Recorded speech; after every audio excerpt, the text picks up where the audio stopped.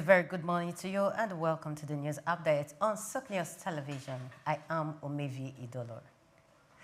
President Bola Tinubu has approved a 6-month ban on raw shea nut exports to curb informal trade and boost local processing, aiming to generate about $300 million annually. Vice President Kashim Shettima announced the directive after a multi-stakeholder meeting, noted that although Nigeria produces 350,000 metric tons of shea annually across 30 states, with potential to reach 900,000 tons, the country captures less than 1% of the $6.5 billion global shea market, despite supplying nearly 40% of global raw shea. Informal cross-border trade drains over 90,000 tons yearly, while processors operate at just 35 to 50% capacity, despite an installed capacity of 160,000 tons. Shettima stressed the ban is a pro-value addition policy designed to secure raw materials for domestic processors, create jobs, and empower rural women who make up 90% of pickers and processors. Minister of Agriculture, Abubakar Kiri, said the move aligns with Tinubu's zero oil plan, noting Nigeria could capture a significant share of the projected $90 billion global share market by 2030. Regional rivals like Ghana, Burkina Faso already restrict raw exports, leaving Nigeria vulnerable to unregulated buyers. Government plans include expanding access to markets like Brazil within 3 months, industrializing the sector and transforming Nigeria into a global supply of refined shea butter, oil, and derivatives. The federal government has raised 136 billion naira from its latest 5- and 7-year bond auctions, with margin rates of 70.945% and 18% respectively. According to the Debt Management Office, the auctions held on August 25, 2025 saw strong demand, with bids totaling 102.36 billion naira for the August 2030 bond and 165.81 billion naira for the June of 2032 bond. While 100 billion naira was initially offered for each tenor, allotment stood at 46.01 billion naira for the 5-year note and 90.16 billion naira for the 7-year tranche. The bonds, set to settle on August 27, 2025, are part of Nigeria's strategy to finance key projects and manage its debt portfolio while offering attractive returns to investors. The DMO noted that the bids ranged from 12.5% to 21.5% for the 5-year and 15% to 22% for the 7-year bond, with the latter maintaining its original 17.95% coupon rate. The government also plans to issue additional 200 billion naira savings bonds, including a reopening of the June 2032 series.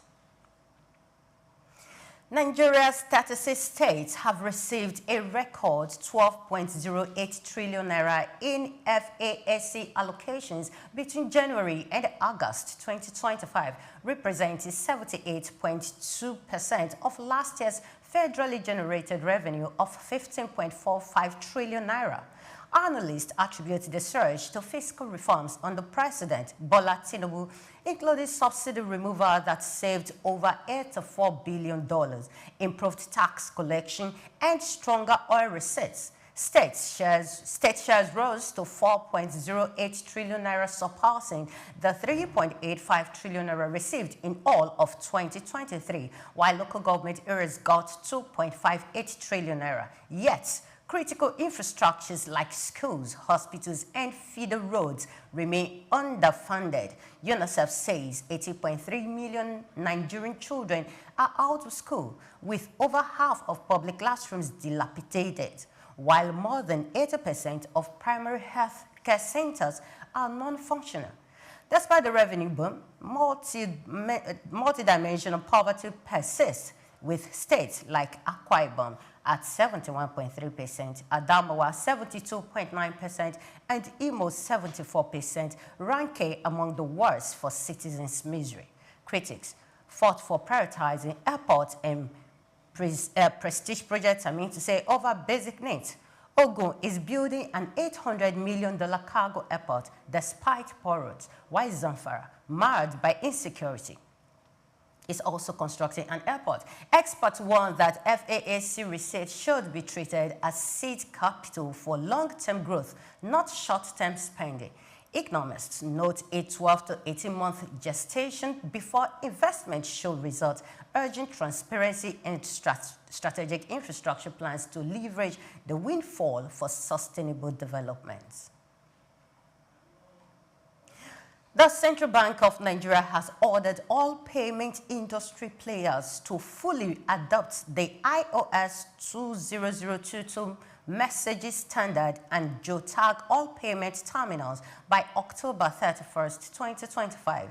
In a circular signed by Dr. Rakia Yusuf, Director of Payment System Supervision, the bank said the move aligns with SWIFT's global migration plan and will standardize transaction data. Affected institutions include deposit money banks, microfinance banks, mobile money operators, switching and processor firms, and payment terminal service providers.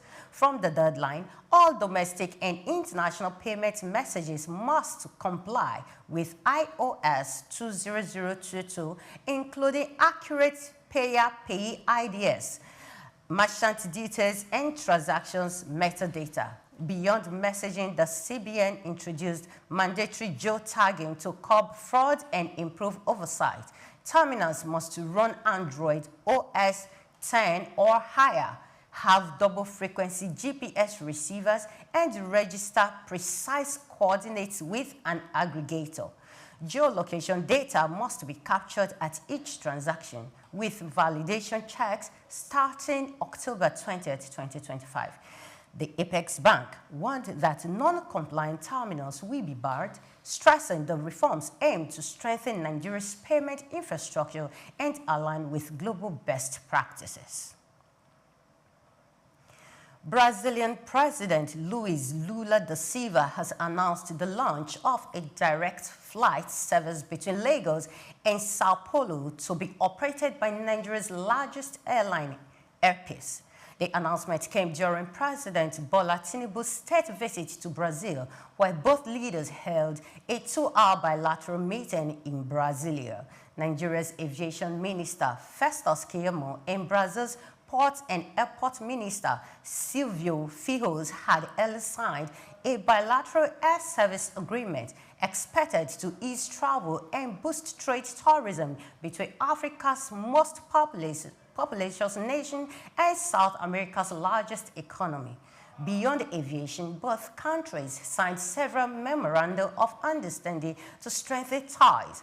Nigeria and Brazil agreed on diplomatic training, political consultations, and cooperation in biotechnology, ocean science, energy, space, and digital transformation.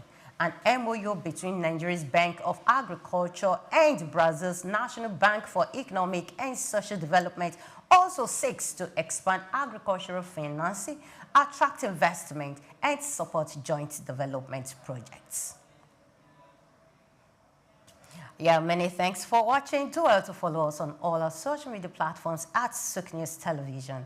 I am Omevi Idolo. Coming up shortly is Souk Business Landscape. Stay with us.